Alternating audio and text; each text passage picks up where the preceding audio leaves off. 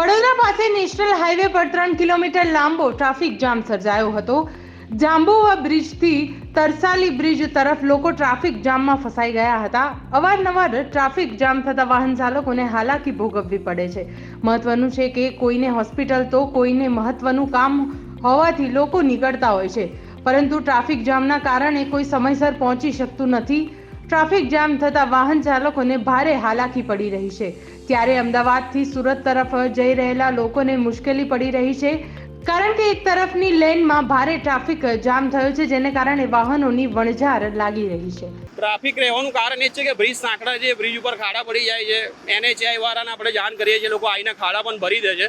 થોડા દિવસ પાછું એસિડિસ ચાલે છે, ફરી પાછું એસિડિસ થઈ જાય છે. આજે લોકોનો આવવા જવાનો ટાઈમ બહુ બગડે છે. અહીંયા નોઇઝ પોલ્યુશન છે, પેટ્રોલ ડીઝલનો એકલો જ વેસ્ટ થાય છે. અહીંયા બ્રિજ પહોળા કરવામાં આવે એ જ અમારી મેન રિક્વેસ્ટ છે. અને દિલ્હી બોમ્બે એક્સપ્રેસ વે જે બને એટલો જલ્દી ચાલુ કરીને ટ્રાફિક ડાયવર્ઝન આપવામાં આવે.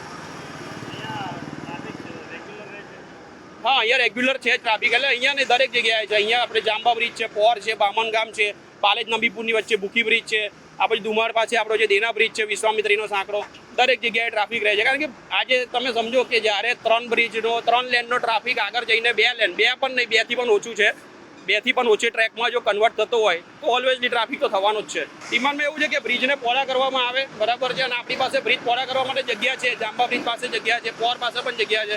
તો જલ્દીથી હવે ટેન્ડરિંગ આ લોકોએ એવું કીધેલું છે કે સેન્ટ્રલમાંથી બ્રિજ પાસ થઈ ગયા છે, ટેન્ડરિંગ ચાલે છે, પણ કેટલો ટાઈમ લાગશે આમાં એવી કોઈને ખબર નથી.